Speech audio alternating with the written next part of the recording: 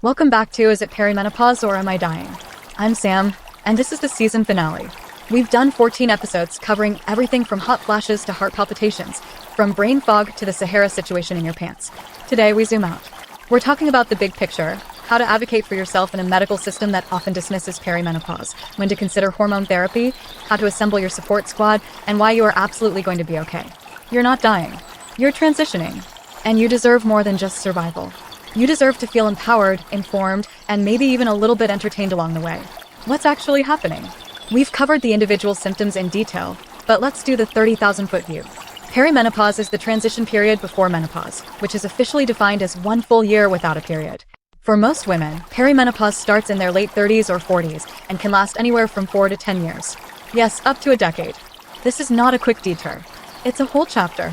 During this time, your ovaries are gradually winding down production of estrogen and progesterone. But gradually is a generous word. It's more like a chaotic tapering with unpredictable spikes and crashes. 1 month you ovulate normally, the next you don't. Estrogen can surge unpredictably high, then plummet. Progesterone often drops first and faster. The brain and body are constantly recalibrating, and symptoms are the result of that recalibration effort.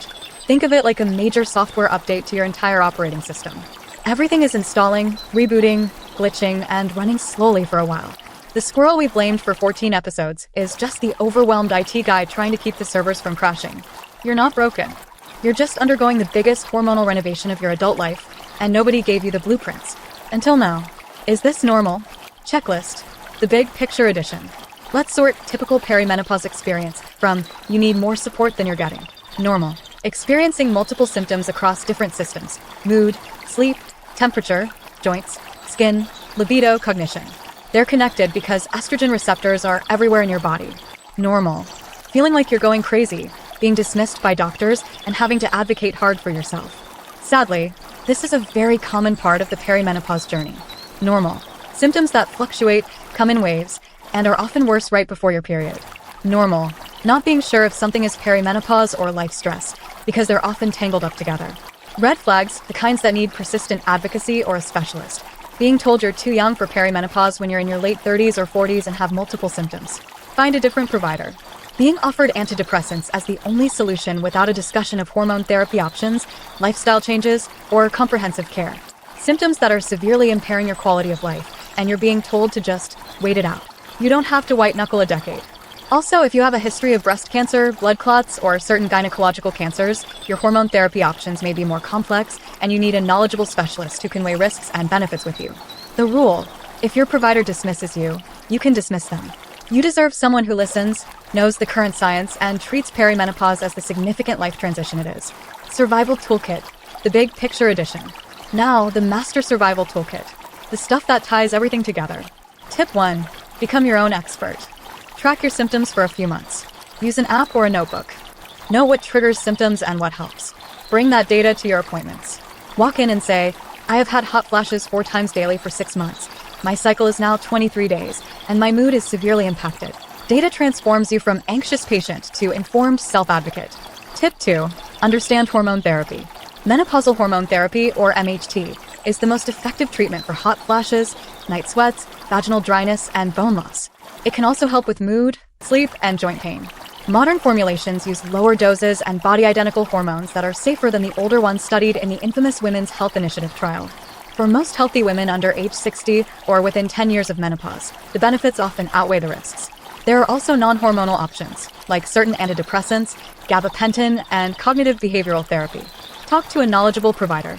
The North American Menopause Society website has a provider directory. This is your body. You get to explore your options. Tip 3. Assemble your perimenopause squad. A good doctor or nurse practitioner who listens. A therapist who understands midlife transitions.